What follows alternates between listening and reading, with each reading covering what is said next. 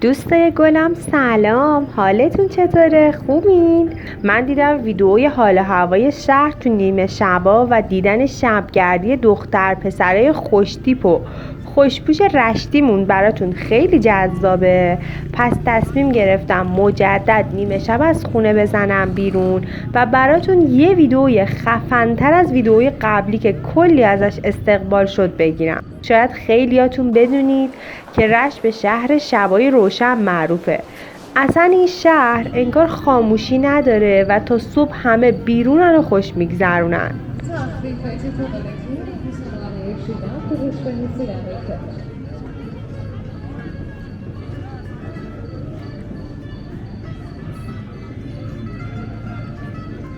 چقدر هنرمند اینجاست.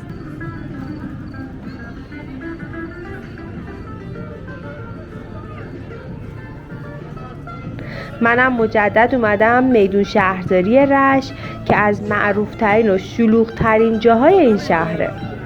قرار کلی موسیقی خیابونی ببینیم و با دیدن دخترای شجاع این شهر عشق کنیم و حالمون خوب شه. پس دیدن این ویدئوی باحالو تا انتها اصلا از دست ندید.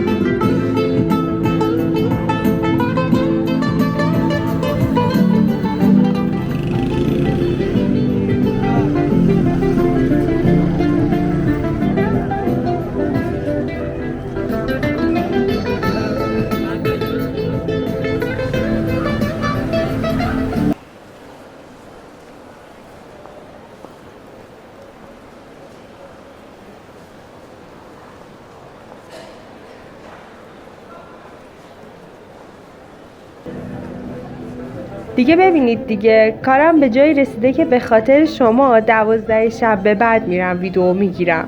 پس ممنون میشم از من و کانالم حمایت کنید و لایک و کامنت و سابسکرایب یادتون نره لطفاً.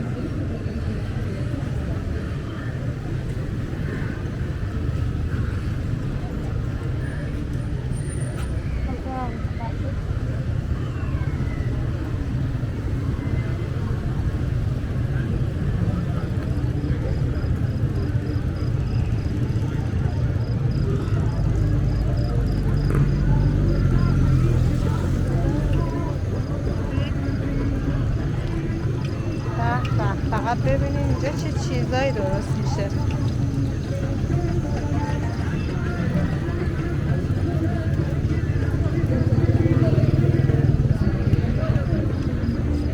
خسته نباشی.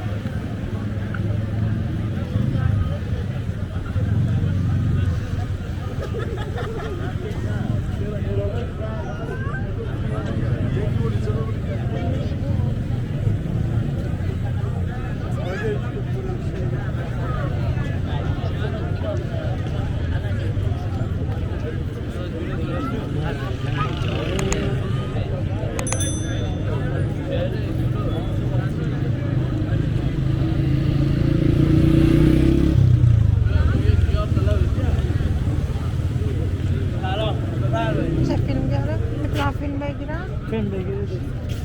منم دو فیلم داشتم یادم. باشه مشکل نداره. هرچی خودتون راحت.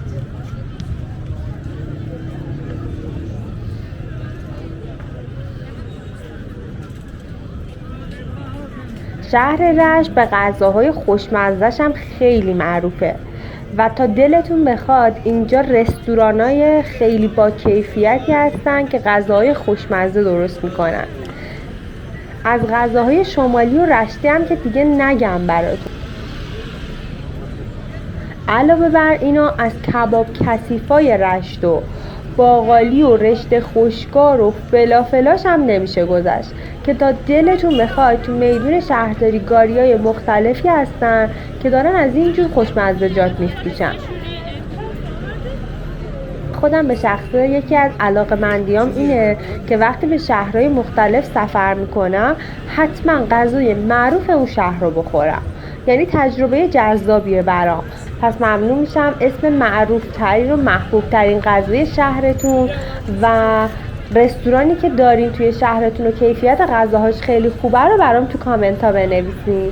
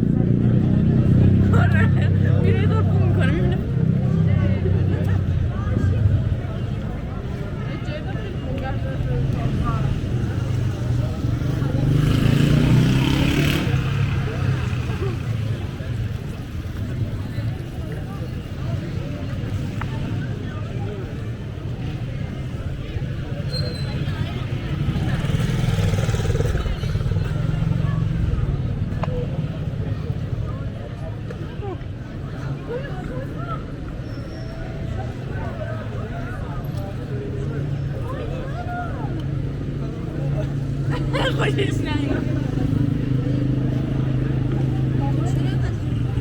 خوشش اومده من.